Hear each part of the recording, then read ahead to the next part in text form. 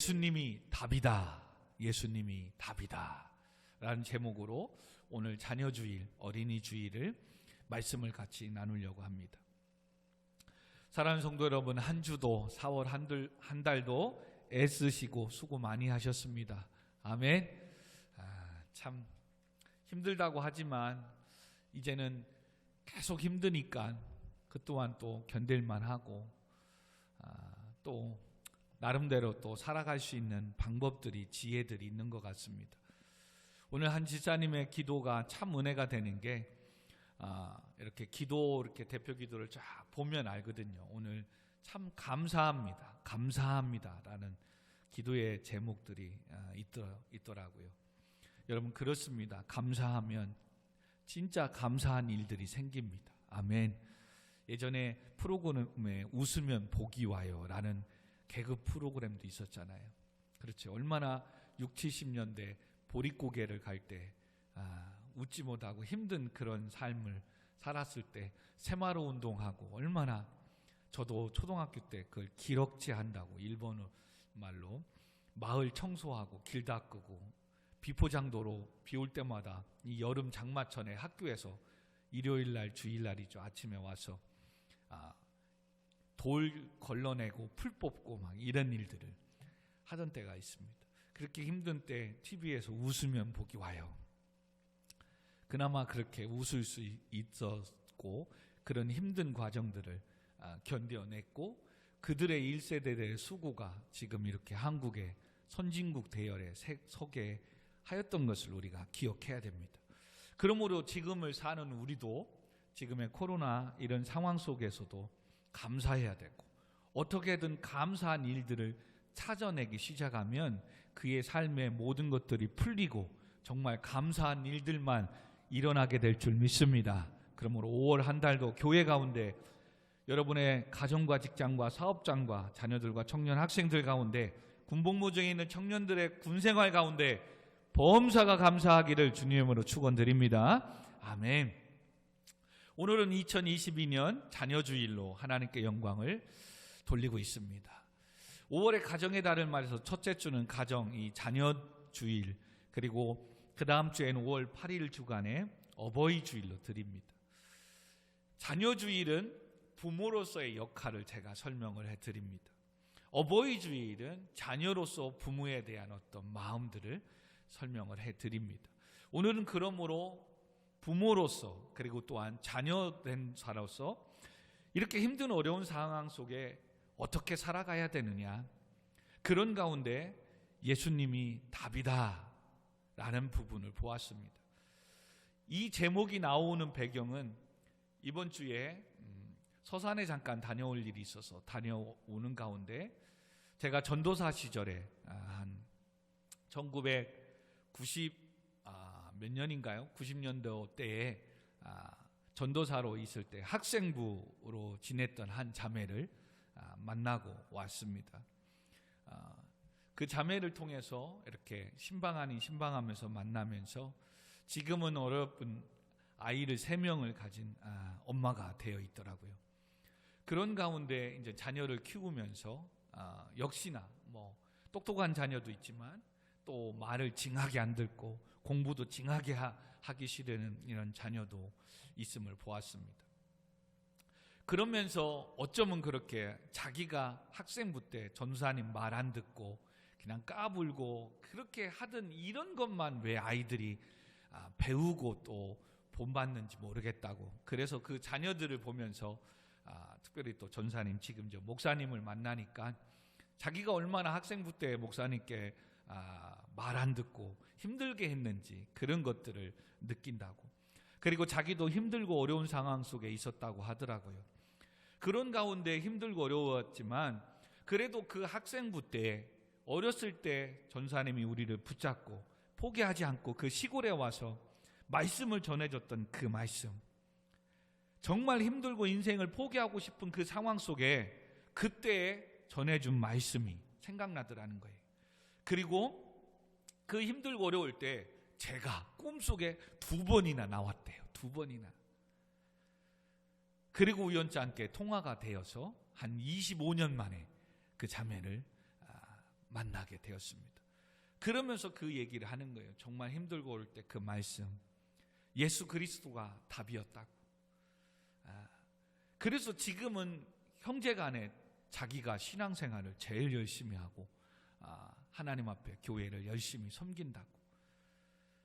그러면서 이렇게 또 만났는데 헌금까지 이렇게 준비해서 식사를 거하게 이렇게 대접을 해주셔서 먹고 왔습니다. 그러면서 이번 주에 또 자녀주의 어린이 주일이잖아요. 다시금 그걸 느끼는 거죠. 어렸을 때 청년 학생 때에 정말 말씀이 신앙이 인생을 포기하고 싶고 정말 힘들고 어려울 때 그 말씀이 그를 살리는구나. 할렐루야. 그걸 알았어요. 여러분, 내가 가장 힘들고 어려울 때 무엇이 나를 붙잡느냐에 따라서 그의 인생은 달라지는 거예요. 세상에 어떠한 사람을 의지했다면 힘들고 어려울 때 그는 계속 사람에 쫓아가며 도와달라고, 나 한 번만 봐달라고 사정하며 살게 될 겁니다. 어떠한 친구가 있다면 친구한테 찾아가서 자기의 지금 힘들고 어려운 치부를 다 얘기하며 나 힘들고 어렵다, 좀 내 얘기 좀 들어달라라고 친구를 그리워하는 사람이 있을 겁니다. 그러나 성도라면 정말 힘들고 어려울 때뿐만 아니라 물론 모든 날 때 하나님을 찾아야 되겠지만 힘들고 어려울 그때 예수님을 찾고 예수님을 만날 수 있다면 그는 새로운 인생을 살게 될 수 있는 도약의 시간이 될 줄 믿습니다. 그러므로 지금 여러분의 삶에 오늘 이렇게 예배드리고 주의 말씀 듣고 하는 것이 아무것도 아니지만 정말 내 인생의 힘든 어려움 속에 나를 다시 붙잡고 나를 다시 비상하게 만드는 이 예배의 한 시간이 될 수 있음을 기억하시기 바랍니다.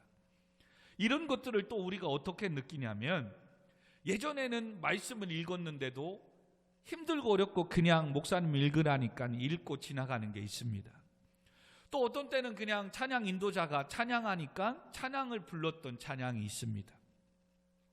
근데 어느 순간에 내가 성숙하고 내 상황이 그런 상황에 있으면 그냥 불렀던 그 찬양의 가사가 지금의 그 상황에는 기도로 들립니다.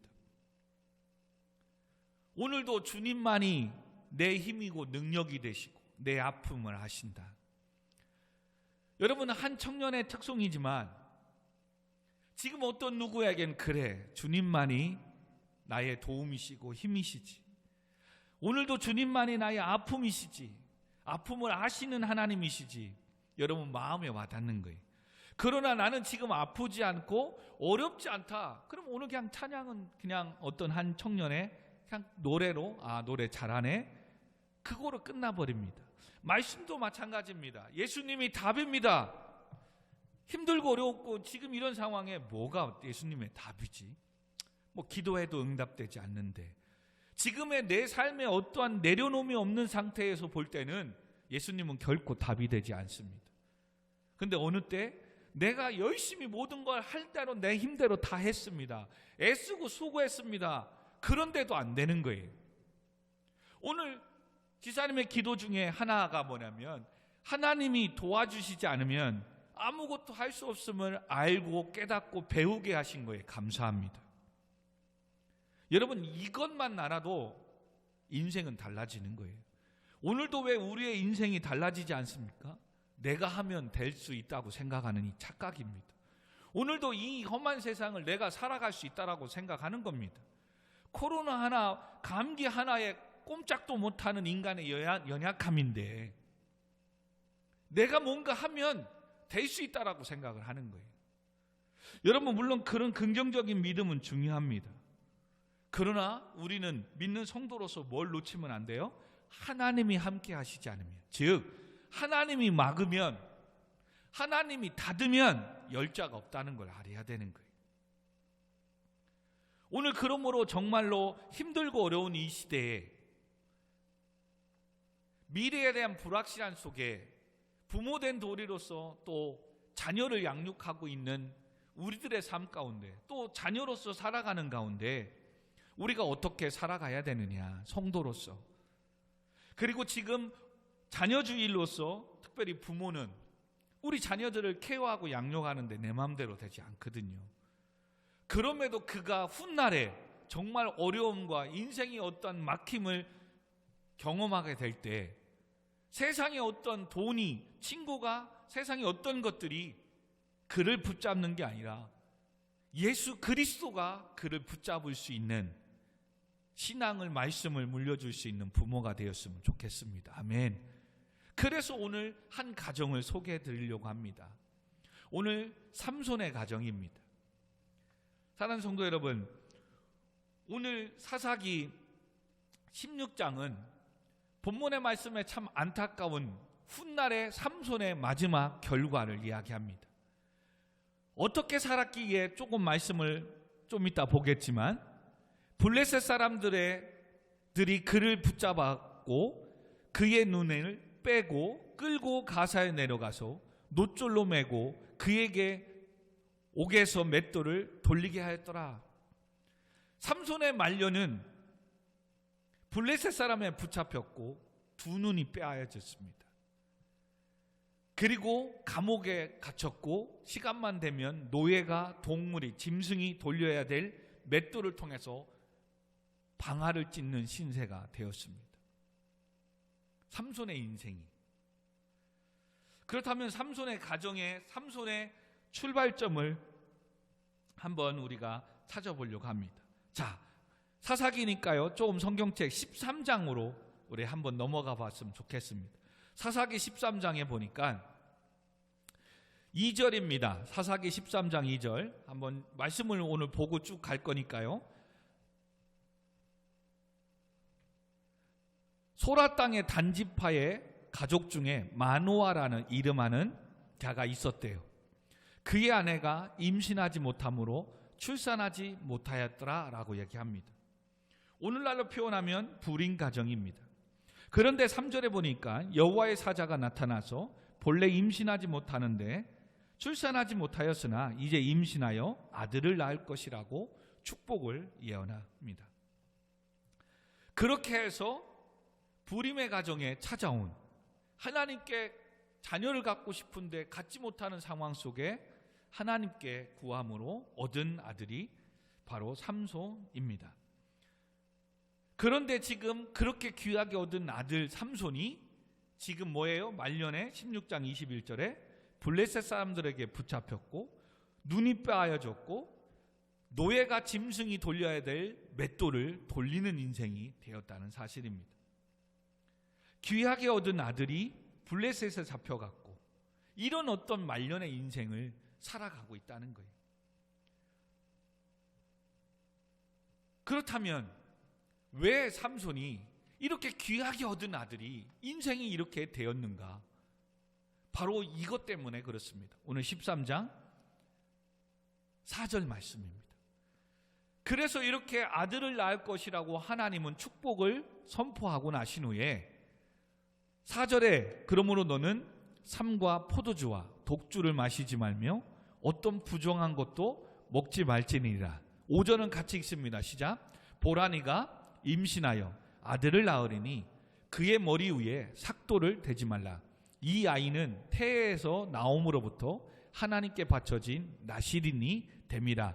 그가 블레셋 사람의 손에서 이스라엘을 구원하기 시작하리라 하니. 지금 무슨 말이냐면 13장 1절에도 잠시 나오지만 이스라엘 자손이 다시 여호와의 목전에서 악을 행하였습니다. 그래서 여호와께서는 그들을 40년 동안 블레셋 사람들의 손에 넘긴 겁니다. 그러나 죄악 때문에 블레셋 사람들의 손에 지금 잡혀있고 일제강점기처럼 일본의 지배를 받는 이 고통의 몇 년? 40년 동안 살고 있는 거예요. 그러나 하나님의 선택한 백성들이 블레셋 손에 이렇게 계속 살면 안 되잖아요. 그래서 하나님은 네 아들로 태어나는 삼손을 통해서 블레셋의 손에서 이 일제강점기에서 나라를 구원할 아들로 세울 거다. 그러니 너에게는 아들이 없는데, 자녀가 없는데 기도함으로 자녀를 주니 감사하는 거고, 하나님은 이 이스라엘을 블레셋 손에서 구원할 사람으로, 이 나신인으로 네 아들을 선택할 거다. 그럼에도 네가 오늘날 표현하면 성경에 어떤 이 부분을 표현하면 자식을 갖기를 원하느냐? 하나님과의 어떤 관계 속에서 기도하는 가운데 이런 것들이 있었겠죠. 여러분, 만우와 가정에는 불임 가정인데 자녀를 앞으로 가질 수 없는 건데 하나님께서 태문을 열어서 아이를 가질 수 있다는 거 얼마나 감사하겠어요.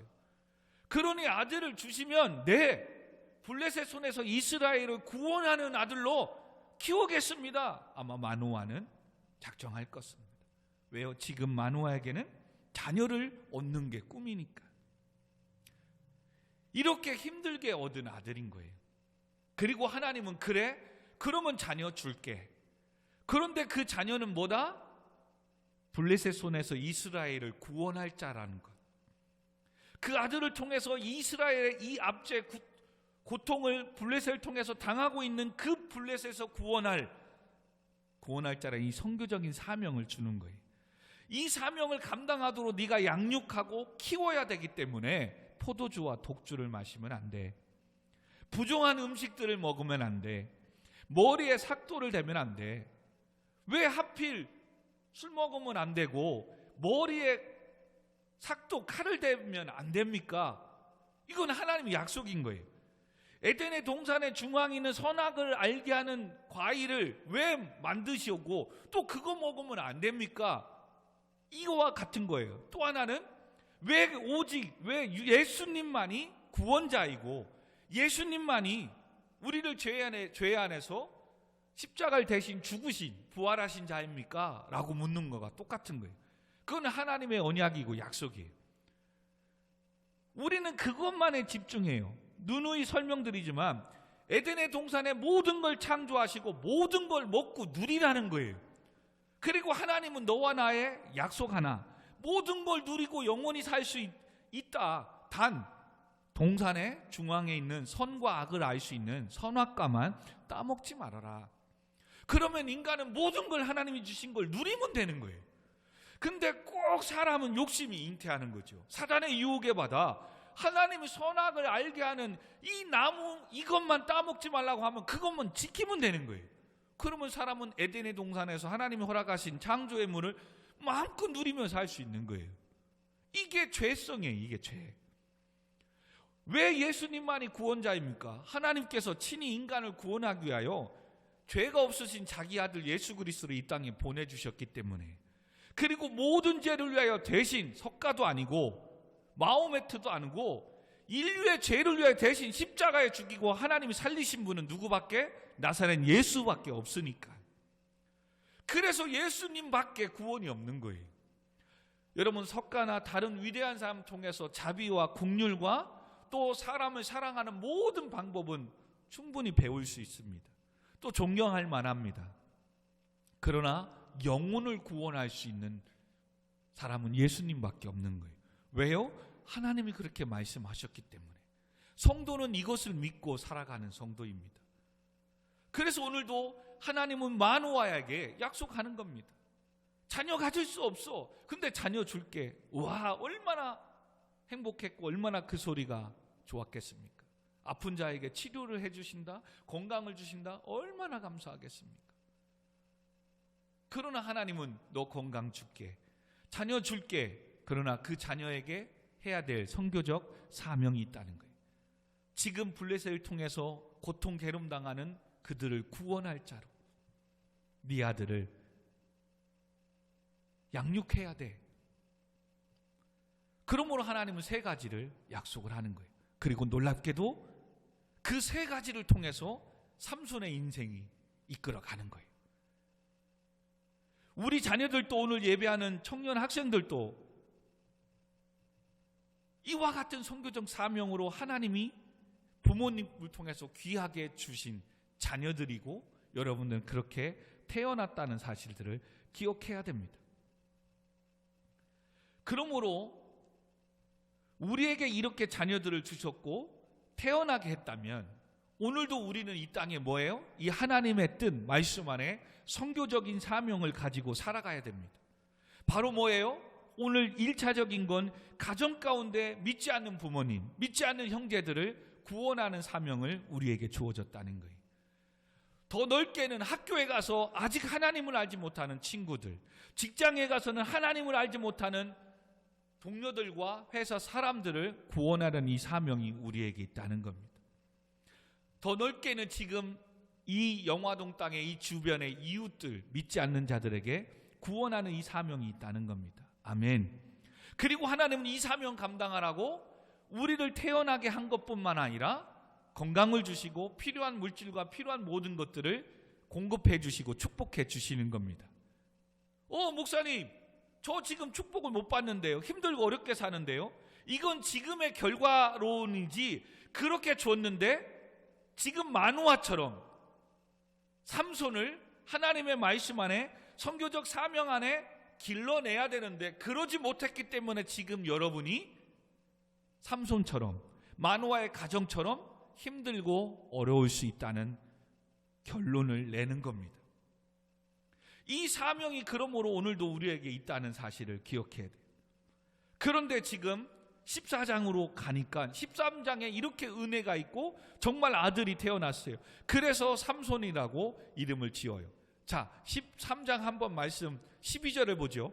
마노아가 이르되 이제 당신의 말씀대로 되기를 원하나이다. 이 아이를 어떻게 기르며 우리가 그렇게 어떻게 행하리까 하니까 하나님이 또 14절에 포도나무의 소산을 먹지 말며 포도주의 독주를 마시지 말며 어떤 부정한 것도 먹지 말고 내가 그에게 명령한 것을 다 지킬 것이니라 하니라. 이제 진짜 자식이 태어난 거예요. 앞절에 보니까. 그리고 마노아가 진짜 부림의 가정에 자식을 너무 감사한 거예요. 그래서 하나님 어떻게 그럼 키워야 되겠습니까? 그랬더니 하나님의 사자가 나타나서 했던 대로 똑같이 하나님은 이와 같이 이스라엘을 블레셋 손에서 구원할 자니까 이렇게 하라 그랬는데 14장에 나와서 이제는 어느 정도 삼손이 자랐습니다. 성장했습니다. 14장 1절입니다. 삼손이 딥나에 내려가서 거기서 블레셋 사람의 딸들 중에서 한 여자를 보고 올라와서 자기 부모에게 말하 이르되 내가 딥나에서 블레셋 사람의 딸들 중에서 한 여자를 보았사오니 이제 그를 맞이하여 내 아내로 삼게 하소서 하매. 이때 당시는 보통 15세에서 20살 정도가 결혼의 정년기 이스라엘의 나이입니다. 15년에서 한 20년은 지난 겁니다.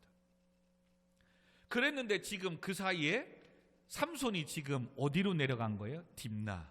딥나는 블레셋 지형의 한 마을입니다. 일명 지금 블레셋의 여자를 만난 겁니다. 오늘날로 표현하면 세상의 여자를 만난 겁니다. 여기서부터 지금 15년 동안 마노아는 자녀가 너무 이쁘고 귀한지 하나님의 말씀으로 세우지 못하고 간 결과가 15년 후부터 나타나기 시작하는 거예요. 여러분, 블레셋 손에서 이스라엘을 구원해야 될 이 사명이 있는 삼손이 아들이 지금 누구 여인을 만나고 사랑하고 결혼하겠다는 거예요? 블레셋의 여자를. 그리고 지금 부모님 앞에 와서 지금 떼쓰는 거예요. 내가 사랑하는 여인입니다. 나를 위해서 이 여자를 데려오게 해주세요. 지금 이스라엘의 결혼 문화는 뭐합니까? 우리 옛날, 지금은 없지만 이겁니다. 약혼식이라는 게 있습니다. 저 여자와 남자를 사랑하면 약혼을 합니다. 그리고 약혼하고 결혼을 금방 하는 게 아니라 남자는 이 여인을 처가에서 데려오기 위해서 집을 장만해야 되고 필요한 모든 것들을 해놓고 이제는 장인이 그걸 확인한 다음에 내 딸을 데려가십시오. 일명 결혼 지참금을 준비해야 되는 겁니다. 근데 지금 15세, 20세 동안에 결혼할 나이만 된 거지 아직 결혼 준비와 이런 모습은 삼손이 안 된 겁니다. 근데 그 여인을 사랑하고 내 딸이나 부모님한테 와서 내가 사랑하는 여인이니까 나를 위해서, 여기에 중요한 단어입니다. 그래서 14장 3절에 보면 그의 부모가 그에게 이르되 네 형제들의 딸들 중에나 내 백성 중에 어찌 여자가 없어서 내가 할례받지 아니한 블레셋 사람에 가서 아내를 맞으려 하느냐 하니 삼손이 그의 아버지에게 이르되 내가 그 여자를 좋아하니 나를 위하여 그 여자를 데려오소서. 지금 삼손은 신앙이고 믿음이고 이 부모님 어떻게 할례받지 않은 이방의 여인을 데려오려고 하느냐. 그러나 삼손은 내가 좋아하는데 내가 살겠다는데 여러분 1차적으로 지금 우리 집사님과 저는 이제 아이들이 결혼 정년기로 하나하나 가기 때문에 이 상황이 오지 않기를 바라야 돼요. 어디서 그냥 믿지 않는 사람 단지 그냥 돈 많고 뭐 한다고 데려와서 엄마 나 시집 갈래 장가 갈래 준비도 안 하고 그냥 뭐 버떡 만나가지고 애 만들어가지고 오면 참 그것도 힘든 겁니다. 이런 상황이 오지 않게 해야 되는 거예요. 그런데 마누아가 이 소리 들으면 정말 귀하게 얻은 자식이기 전에 하나님이 주신 거잖아요. 그러면 정말 안 돼! 라고 해야 되는데 그 말 한마디로 끝나고 어떻게 합니까? 4절 5절에 그 딥나의 여인을 만나려고 상견례 하려고 엄마하고 부모님하고 이 삼손이 갑니다. 자, 그래서 5절에 보니까 삼손이 그의 부모와 함께 딥나에 내려가 딥나의 포도원에 이른즉 젊은 사자가 그를 보고 소리를 으르렁대는 겁니다. 지금 상견례로 가는 거예요. 그런 가운데 하나님은 이게 잘못된다는 것을 이 사자를 통해서 막으시는 겁니다. 여러분 갑자기 포도원 가는데 거기 사자가 나타날 이유가 뭡니까? 지금 하나님 막는 거예요. 마누아 너 이거 지금 잘못된 거야. 자녀의 말씀으로 하나님 사야 되는데 떠나가는 거고 이방 여인 만나는 거는 성경에서도 금하는 거야. 안 돼. 근데 이게 귀하게 얻은 자식이라 이 자식을 못 이기는 거예요. 하나님보다 더 사랑하기 시작하는 겁니다. 사자가 막지만 또 삼손에게는 하나님께서 뭐예요? 블레셋을 이스라엘 손에서 블레셋을 구원해라고 특별한 힘을 이 은사를 능력을 준 거예요. 오늘날 우리 자녀들 보면 특별한 공부 잘하는 지혜 똑똑함을 준 거예요. 은사를 한 가지 뭐만 못하는 거예요? 교회를 잘 안 오는 거예요. 근데 잘해요.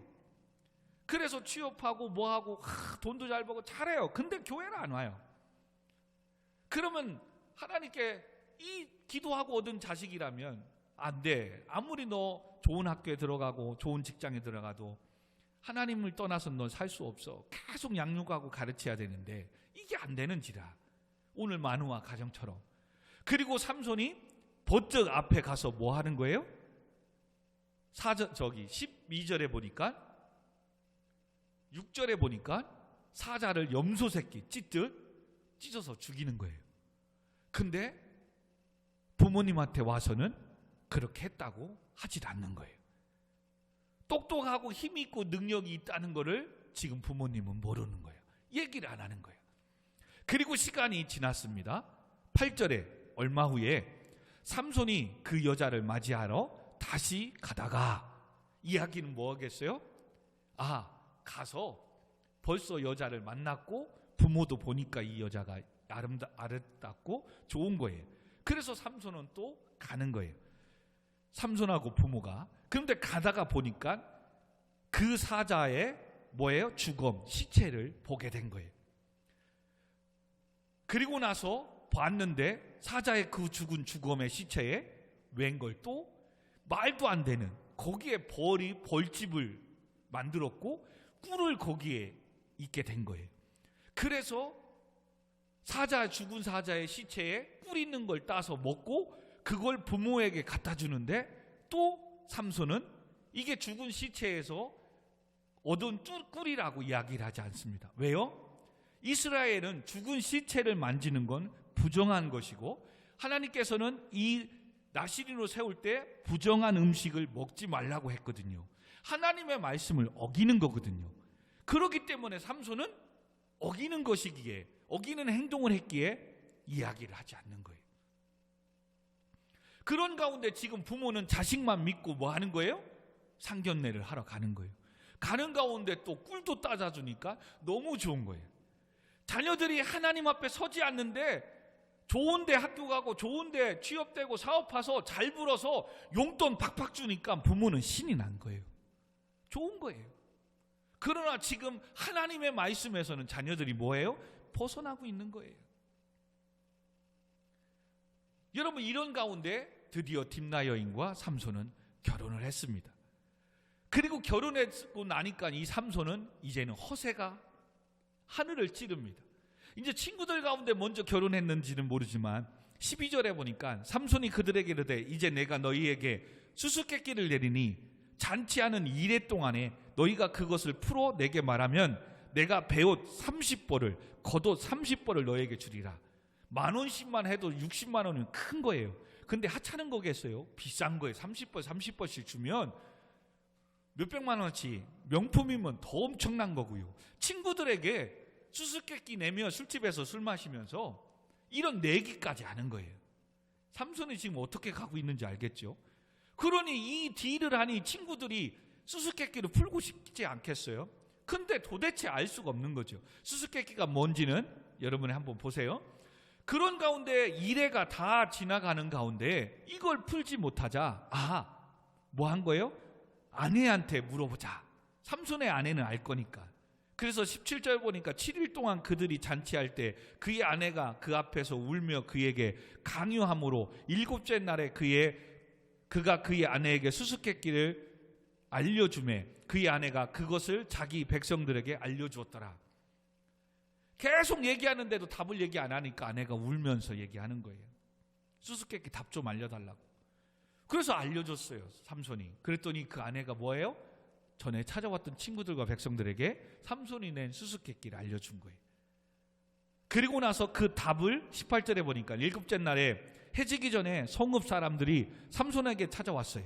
무엇이 꿀보다 달았으며 무엇이 사자보다 강하겠느냐 한지라. 삼손이 그들에게 이르되 너희가 내 암송아지 아내를 말합니다. 아내로 뭐라고 써 있습니까? 암송아지로 글씨가 안 보입니다. 뭐라고 썼어요? 암송아지로 밭갈지 아니하였더라면 내 수수께끼를 능히 풀지 못하였으리라 라고 이야기합니다. 암송아지 아내 꼬셔가지고 너희들이 이걸 알아냈기 때문에 된 거지 그러지 못할 거라는 거예요. 그러나 내기했기 때문에 어쩔 수 없이 삼손은 그 다음 19절에 30벌씩 나눠줍니다. 그리고 이 아내는 이걸 나 때문에 다 됐으니 어떻게 하겠어요? 삼손한테 소리 들을까봐 처갓집으로 도망갑니다.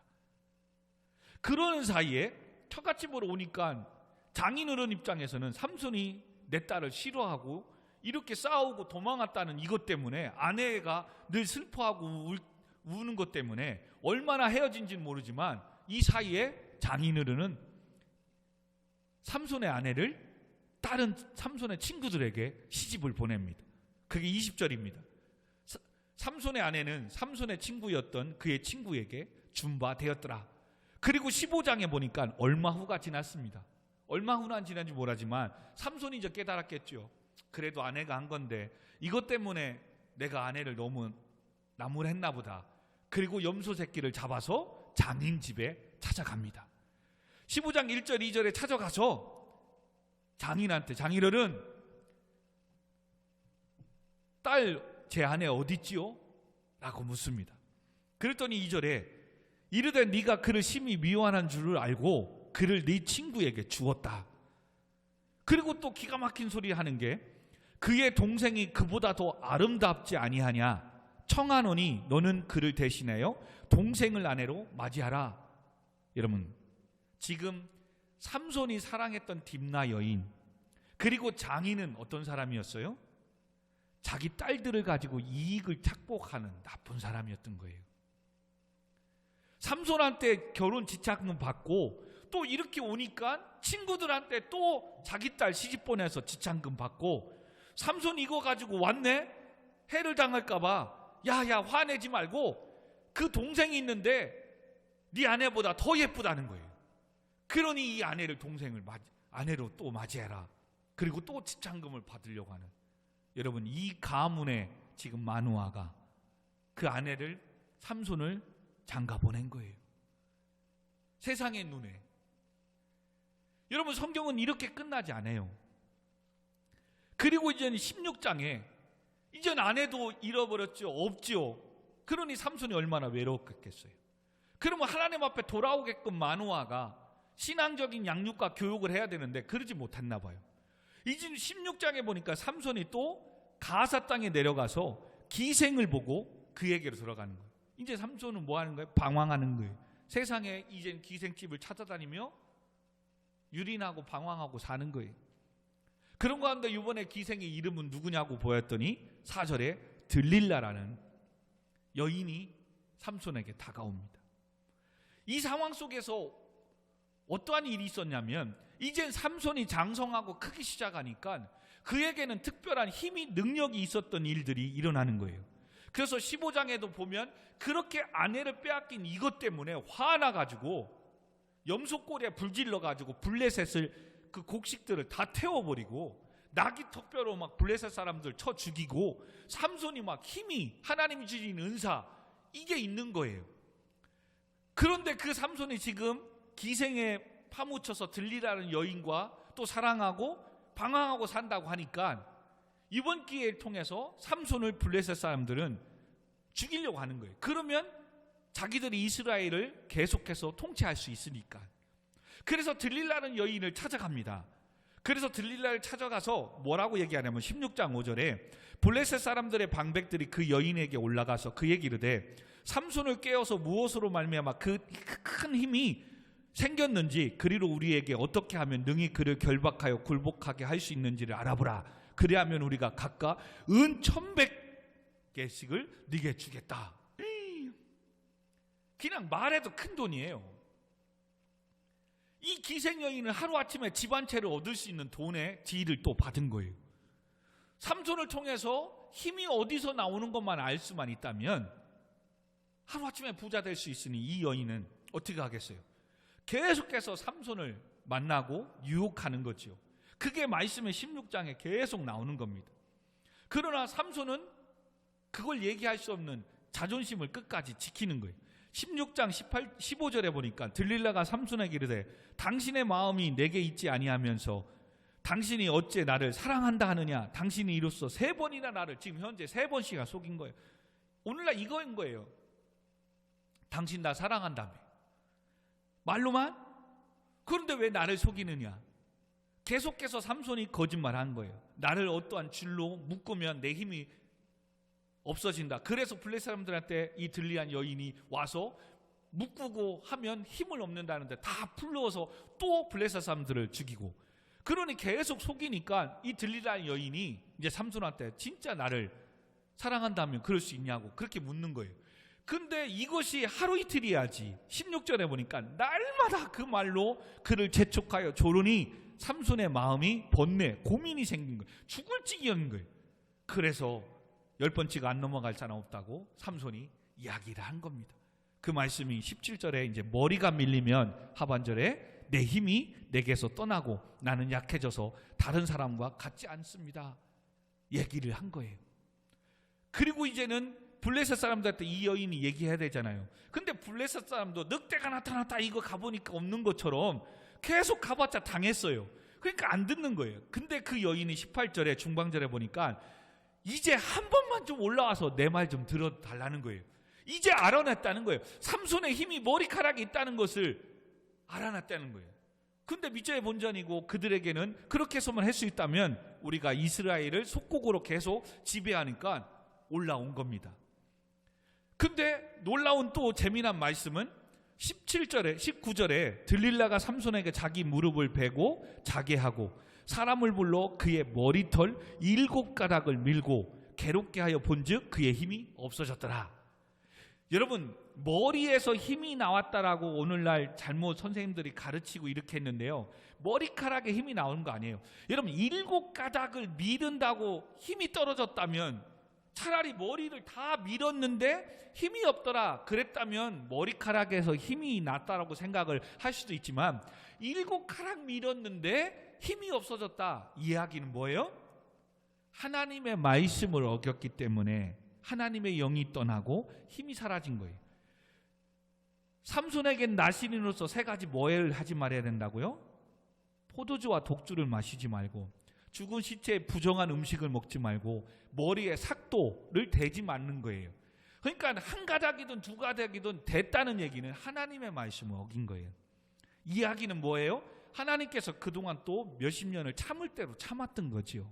근데 마지막 그거 하나마저도 삼손은 여자의 품에 안기어 사느냐고 방황하느냐고 그걸 누설하고 머리카락을 밀게 된 거죠. 그랬더니 20절에 들릴라가 이르되 삼손이여 블레셋 사람들이 당신에게 들이닥쳤나이다 하니 삼손이 잠을 깨어 이르기를 내가 전과 같이 나가서 몸을 떨쳐버리려 하였으나 여호와께서 이미 자기를 떠나신 줄을 깨닫지 못하였더라. 힘을 잃어버린 거죠. 하나님의 말씀, 하나님 그렇게 기다렸는데 하나님 앞에 돌아오지 않고 방황하고 주의 말씀을 순종하지 않기에 하나님의 영이 떠난 거예요. 그리고 나서 오늘 본문 읽었던 그러니 블레셋 사람들의 그를 붙잡아 그의 눈을 빼고 가사에 내려가 놋줄로 매고 그에게 옥에게 가둬놓고 노예나 짐승이 돌리는 맷돌을 돌리면서 방아를 찢는 일을 시키는 거예요.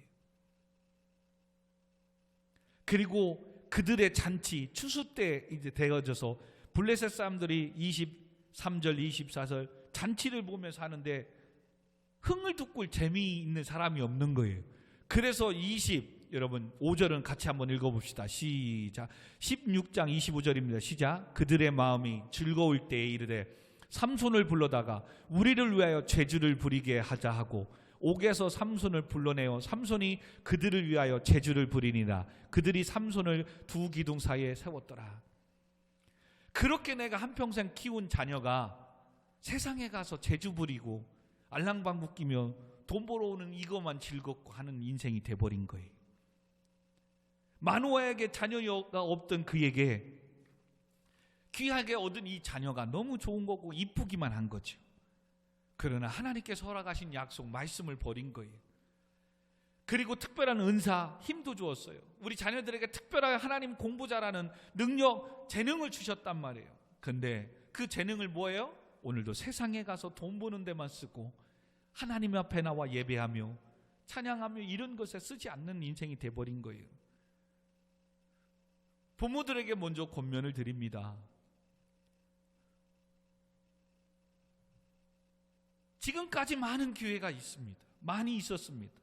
그러나 마노아는 삼손을 혼내지 않았습니다. 붙잡지 않았습니다. 귀하게 얻은 아들이 끝내는 지금 뭐예요? 두 눈이 빠져졌고 맷돌을 돌리며 이방의 나라를 구원해야 될 그 아들이 오히려 이방의 그 잔치 술집에 잔치 부리는 곳에 오히려 재롱 떨고 있어요. 누가? 내 귀한 아들이. 먼저는 이게 마노아가 잘못한 겁니다. 부모가 잘못한 거예요. 하나님 앞에 그렇게 없을 때는 자식 달라고 그렇게 기도하고 가질 수 없는 부림의 이 상황 속에 하나님은 주셨는데 너무 귀한 나머지 말씀으로 양육할 생각을 안 하고 그냥 잘 크는 거 오냐오냐 한 거예요. 그리고 똑똑하고 남들보다 능력이 있으니까 공부 잘하니까 좋은 대학 가고 좋은 직장 가서 돈 벌어오는데 어디에는 안 오는 거예요? 교회는 안 오는 거죠. 근데도 그냥 세상에서 인정받는 사람으로 위치에 능력받고 인정받는 사람으로 세워가니까 돈도 많이 벌어다 용돈도 주고 그러니까 부모 입장에서는 그냥 좋은 거예요. 그리고 우리 아들, 우리 자녀 어디 다니고 어딘다고 자랑할 줄만 알았던 거지. 여러분 그렇게 가다가는 끝내는 우리 자녀들이 두 눈이 빼어지고 짐승이 노예가 해야 될 맷돌을 돌리고 세상에 나가서 재주 부는 인생, 이런 인생으로 전락할 수 있다는 사실을 기억해야 됩니다. 또한 자녀들에게는, 오늘 청년 학생들에게는 오늘도 하나님이 우리에게 사명이 있어서 지금의 부모를 통해서 이 땅에 태어나게 했다는 사실입니다. 오늘도 여러분을 지금의 학교로, 직장으로, 사회로, 삶으로 보낸 이유는 죄악에서 그들을 구원해내서 예수 믿어 하나님의 교회로 인도하라고. 아멘.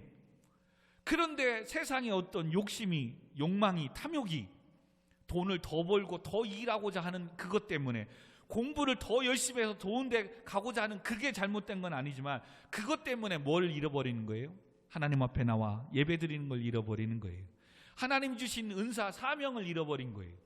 그리고 하나님 주신 이 재능, 은사를 가지고 드럼을 치는 친구, 기타를 치는 친구라면 하나님께 찬양하는 게 아니라 세상에 가서 학교 축제 때 찬양하고 연습한다고 교수님 앞에 찬양 노래하고 신입생 환영회하고 뭐 발표한다고 드럼 기타 연습한다고 학교 축제 준비하느냐고 오히려 교회 와서 예배드릴 시간이 없는 거예요. 교수들 또 신입사원 환영회 한다고 선배들 앞에 재롱 떨고 율동하고 연습하려고 오히려 하나님께 찬양하고 율동하는 건 하지 않는 거예요. 이 말씀의 표현대로 한다면 삼손이 지금 뭐 하고 있는 거예요? 세상에서 재주 부리고 있는 거예요. 하나님 주신 은혜와 재능 가지고 그 좋은 똑똑한 걸 가지고 하나님 앞에 말씀을 가르치고 양육하고 이거 하는 게 아니라 그러고 있는 겁니다. 왜요? 하나님의 말씀, 사명을 버렸기 때문입니다. 세상에서 잘 나가고 인정받으면 되는 삶을 살아서 그렇습니다. 아니지요. 성도는 나를 위해 십자가에 죽으신 예수 그리스도가 함께하는 성전임을, 교회임을 늘 기억해야 됩니다. 그러므로 성전은, 교회는 하나님께 영광 올려드리는 예배자의 삶을 살아야 살 수 있고 하나님께서 함께 하심으로 승리할 수 있다는 사실을 기억해야 됩니다. 이것을 사도 바울은 고린도전서 6장 19절 20절에 너희 몸은 너희가 하나님께로부터 받은 바 너희 가운데 계신 성령의 전인 줄을 알지 못하느냐. 너희는 너희 자신의 것이 아니라 값으로 산 것이 되었으니 그런즉 너희 몸으로 하나님께 영광을 돌리라. 아멘. 우리 자녀들도 주의 말씀과 영광을 가리는 것이라면 가지 말아야 하고 하지 말아야 합니다. 이방으로 세상으로 나아가 사람들과 어울리고 세상의 문화를 즐긴다면 부모된 도로서 no, 그렇게 하면 안 돼. 계속해서 권면해야 되고 말 안 듣죠. 그래도 해야 됩니다. 왜요? 삼손처럼 말년이 그렇게 되지 않으려면. 지금은 잘 될 수 있다니까요. 그러므로 사랑하는 성도 여러분, 말씀을 마무리하십시다.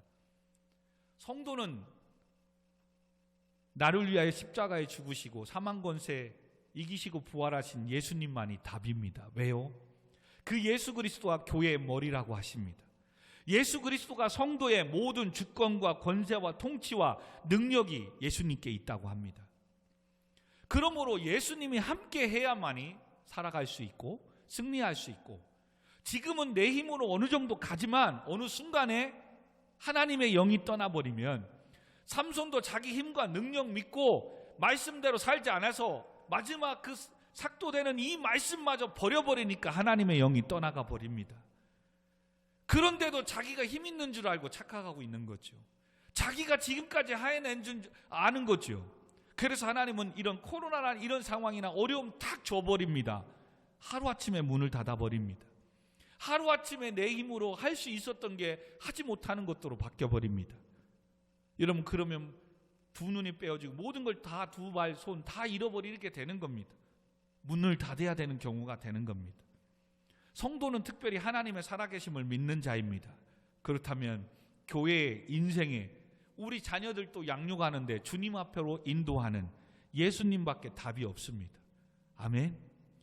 그러므로 정말로 주 앞에 서기 위해서 기도해야 되고, 지금 청년 학생들도 이렇게 힘들고 어렵고 일하면서 달려와 예배드리고 공부하면서 달려와 예배드리는 거, 이거 믿음의 선한 싸움 계속 싸워야 됩니다. 왜요?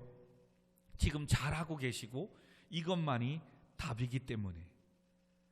그러므로 사랑하는 성도 여러분, 신명기 6장 7절은 네 자녀에게 부지런히 가르치며 집에 앉아 있을 때이든지 길을 갈 때이든지 누워 있을 때이든지 일어날 때이든지 늘 주의 말씀을 강론하고 가르치라고 합니다. 이야기는 뭐예요? 안 듣는다는 겁니다. 징하게 안 된다는, 그래도 포기하면 안 된다는 겁니다. 왜요? 끝내는 말씀이 그를 세우기 때문에, 예수님이 끝내는 답이기 때문에. 아멘. 어린이 주일, 자녀 주일을 맞이해서 부모된 도리로서 지금 돌아봤으면 좋겠습니다. 자녀들이 지금 주일을 맞이해서 또 어디에 있는지 여러분 계속해서 지금 아직 기회가 있습니다.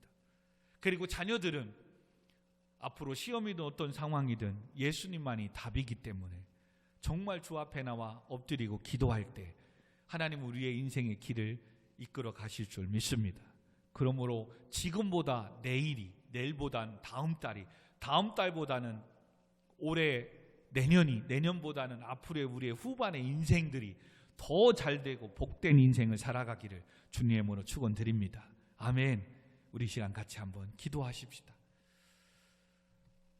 특별히 오늘도 방황하는 우리 친구들, 전역하고 주 앞에 오지 못한 친구들, 또 부모님들은 방황하는 우리 자녀들, 형제들, 또 이웃들 같이 생각하면서 자녀 주일 또 어린이 주일을 맞이해서 한번 같이 기도했으면 좋겠습니다. 내 마음대로 되지 않기 때문에 오늘도 하나님 앞에 기도해야 됩니다. 만호의 인생이 되지 않도록 귀하게 얻었고 정말 힘이 있고 특별한 은사를 받은 아들이었습니다. 하나님 주신 사명이었습니다. 그런데 그 사명을 잊어버렸습니다. 그냥 자녀가 너무 예쁘고 즐거운 나머지 잘못된 길을 가는데도, 하나님 앞에 서지 못하는데도 권면하지 못하면 끝내는 삼손이 두 눈이 빼어지고 맷돌을 돌리며 세상들의 사람 앞에 재주 부리는 인생을 살아갈 수가 있습니다.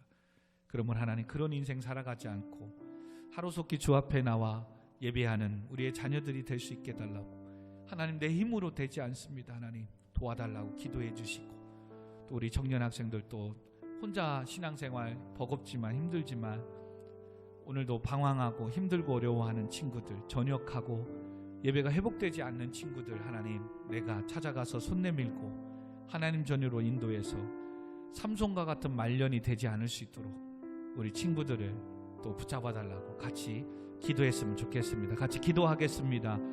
하나님 아버지, 무거운 말씀입니다. 그러나 끝내는 지금보다 내일이 우리의 삶의 말년이 더욱더 복되기에, 지금 잘 된다고, 지금 아무 일이 없다고, 아무 일이 없는 게 아니기 때문에 오늘 자녀주의 어린이 주의를 통해서 다시금 주의 말씀을 묵상해 보았습니다. 아버지, 얼마나 귀하게 얻은 자녀들입니까? 아버지 하나님, 그러기에 더욱더 하나님이 기뻐하시는 우리 자녀들로, 오늘도 청년 학생들로 쓰임받기를 원합니다. 오늘보단 내일이, 올해보단 내년이 더욱더 빛나는 인생을 살아가는 우리 젊은이들이, 우리 자녀들이 되기를 소망합니다. 그러므로 오늘도 우리들에게 주신 말씀 땅끝까지 이르러 증인된 삶을 살아라.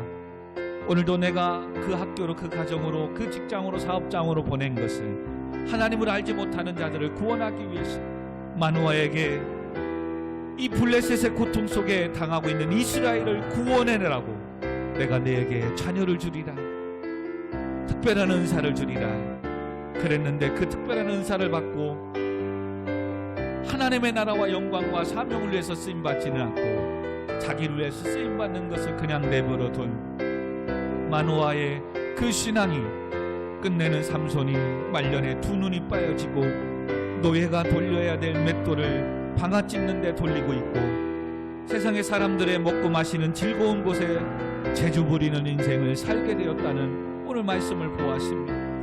하나님 아버지, 아직 기회가 있음을 믿습니다. 오늘 이 말씀을 주셨사오매 부지런히 앉아있을 때나 서있을 때나 어디에 갈든지 아버지 강론하고 가르치고 권면하라고 하시니 말씀 봅니다.